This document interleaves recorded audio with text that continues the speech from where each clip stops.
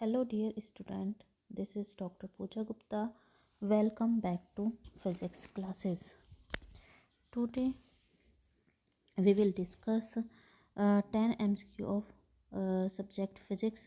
जो बच्चे PGT physics से और GIC लेक्चरर की प्रिपरेशन कर रहे हैं उनके लिए ये 10 MCQ बहुत इम्पोर्टेंट साबित होने वाले हैं। यहाँ हम आपको डेली 10 या 15 सब फिजिक्स से के जो MCQ हैं वो प्रोवाइड कराएंगे, जो आपके PGT की प्रिपरेशन में और GIC लेक्चरर की प्रिपरेशन में महत्वपूर्ण होंगे। तो चलो स्टार्ट करते हैं क्वेश्चन नंबर फर्स्ट से।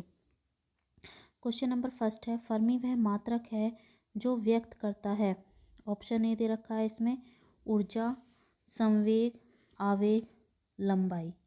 तो यहाँ पे जो हमारा है ऑप्शन है, फर्मी वह मात्रक है जो व्यक्त करता है। किसको व्यक्त करता है फर्मी? ऊर्जा को, संवेग को, आवेग को, लंबाई को। तो इसमें जो ऑप्शन डी है लंबाई, वो सही ऑप्शन है, क्योंकि फर्मी जो होता है वो लंबाई को व्यक्त करता है। और 1 फर्मी इज इक्वल टू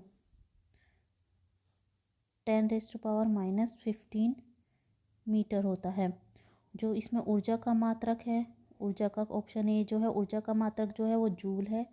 संवेग और आवेग जो दोनों का एक ही मात्रक है, और वो दोनों का जो मात्रक है वो न्यूटन इंटू सेकेंड है। ठीक है, अब आते हैं सेकंड क्वेश्चन पे। जो सेकंड क्वेश्चन है वो है, रेखीय संवेग के आघूर्ण को कहते हैं। फर्स्ट, कपल युग्मक, बी आघूर्ण, सी आवेग, डी कोणीय संवेग। तो रेखीय संवेग के आघूर्ण को हम क्या कहते हैं? कोणीय संवेग। इसमें ऑप्शन डी जो है वो सही है, क्योंकि जो कोणीय संवेग होता है वो वेक्टर, कोणीय संवेग जो होता है वो होता है vector L is equal to vector R into vector P। तो यह क्या हो गया? हमारा कोणीय संवेग हो गया। ठीक है, अब आते हैं थर्ड क्वेश्चन पे।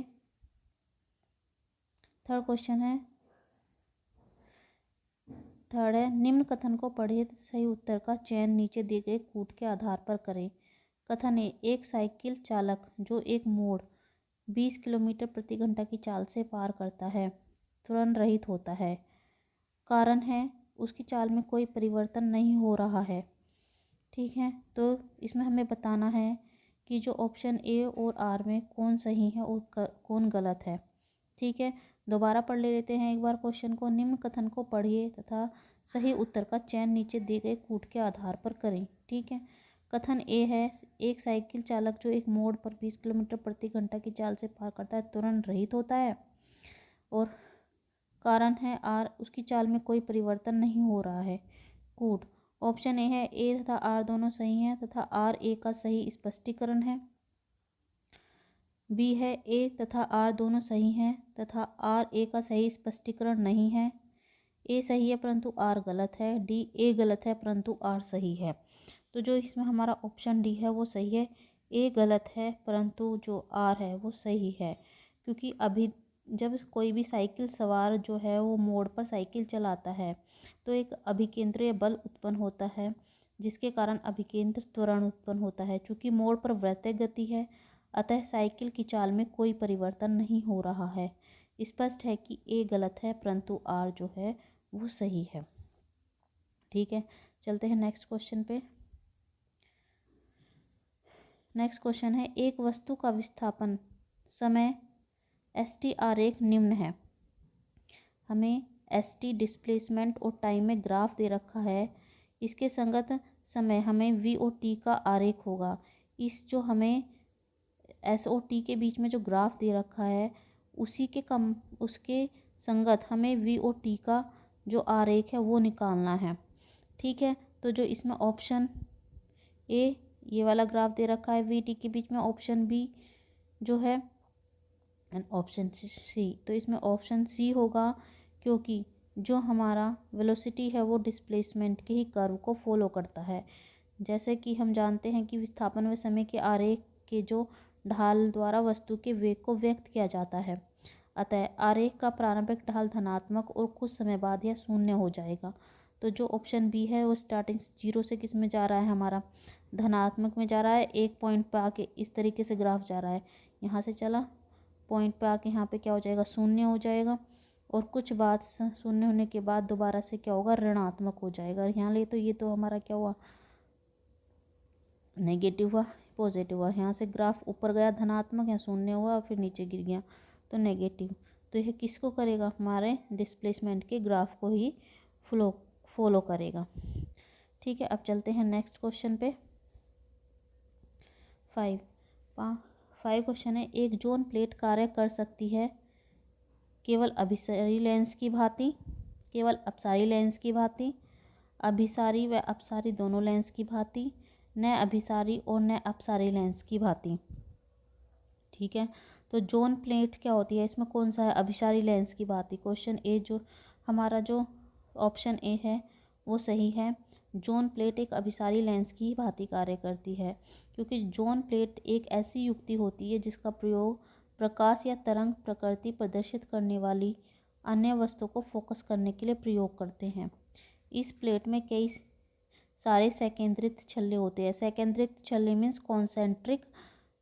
कॉन्सेंट्रिक रिंग्स होते हैं। ठीक है, और रिंग्स होते हैं इस प्लेट में, कई सारे कॉन्सेंट्रिक रिंग्स होते हैं जिसके कारण यह वस्तु को फोकस करने के लिए यूज किया जाता है। इसको फ्रेस्नेल जोन भी कहा जाता है। ठीक है, तो इसका जो ऑप्शन है वो सही होगा। अब हमारा क्वेश्चन 6 है। यदि एक नेत्रिका में माइक्रोमीटर स्केल लगा है तो वह निम्न प्रकार की नेत्रिका नहीं हो सकती। कौन सी नेत्रिका नहीं हो सकती, रेमेस्डेन, गाउस, हाइगेंस, केल्नर। तो इसमें जो हमारा ऑप्शन होगा वो होगा हाइगेंस। क्या होगा, हाइगेंस। गाउस, केल्नर और रेमेस्डेन जो है वो सब क्या होती है, हाइगेंस एक नेत्रिका नहीं हो सकती, क्योंकि एक नेत्रिका में माइक्रोमीटर स्केल लगा होता है और हाइगेंस प्रकार की नेत्रिका में कोई माइक्रोमीटर स्केल नहीं लगा होता, क्योंकि हाइगेंस जो होता है वो हाइगेंस प्रकार की नेत्रिका में स्केल मिलीमीटर में होता है। ठीक है, इसमें क्या होता है, मिलीमीटर में होता है। ठीक है, माइक्रोमीटर में नहीं होता। और जो भी हमारी नेत्रिका होती है उसमें जो हमारा स्केल होता है वो माइक्रोमीटर में होना चाहिए, और जो हाइगेंस में होता है वो मिलीमीटर में होता है। इसलिए जो हाइगेंस है वो नेत्रिका नहीं हो सकती। अब आते हैं क्वेश्चन नंबर 7 पे। एक ऊंचाई ट्रांसफार्मर में फेरों की संख्याओं का अनुपात 1:2 है। उसकी प्राथमिक कुंडली को 1.5 वोल्ट के विद्युत वाहक बल वाले एक लेक्लांसी सेल से जोड़ा जाता है। इसकी द्वितीयक कुंडली के सिरों के बीच वोल्टेज होगा 3 वोल्ट, बी 1.5 वोल्ट, सी 0.75 वोल्ट, डी 0 वोल्ट। तो कौन सा होगा, ए, बी, सी, डी। तो इसमें जो हमारा ऑप्शन डी है वो सही है, 0 वोल्ट। ठीक है, 0 वोल्ट होगा, क्योंकि ट्रांसफार्मर की द्वितीय कुंडली के सिरों के बीच जो विद्युत वाहक बल होता है वो 0 होगा, क्योंकि ट्रांसफार्मर जो है वो डीसी पर कार्य नहीं कर सकता, किस पे, दिष्ट धारा पे कार्य नहीं कर सकता। तो इसमें जो विद्युत वाहक बल लगेगा उसका जो होगा वो 0 होगा।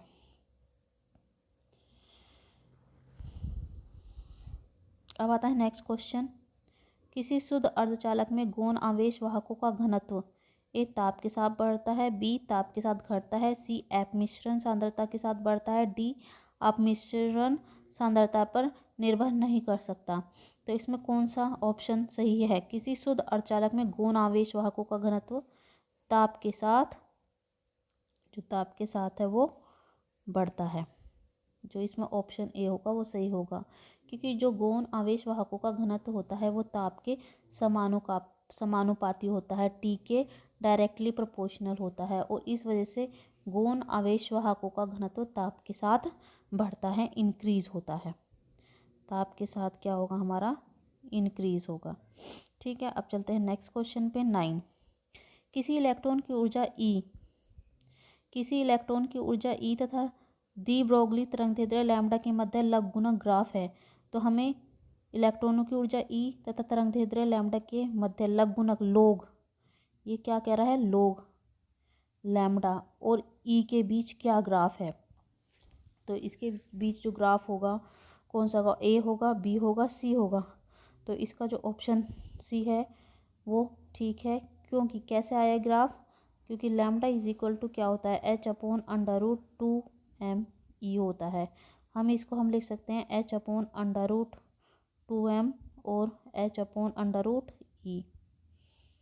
ठीक है। अब हम यहाँ पे दोनों ओर का लोग ले लेंगे, दोनों ओर का लोग लेंगे तो क्या आ जाएगा, लोग लैम्ब्डा इज इक्वल टू लोग H/√2m एंड लोग प्लस लोग 1/√E। ठीक है। जब हम इसे सॉल्व करेंगे तो जो यहाँ पे लोग E की वैल्यू आएगी तो लोग लैम्ब्डा इज इक्वल टू आ जाएगा हमारा -12 लोग E एंड प्लस लोग H/√2me। ठीक है। तो यहाँ -12 जो है वो क्या है, हमारा ढाल है, और जो लोग लैम्ब्डा है वो हमारा पॉजिटिव है।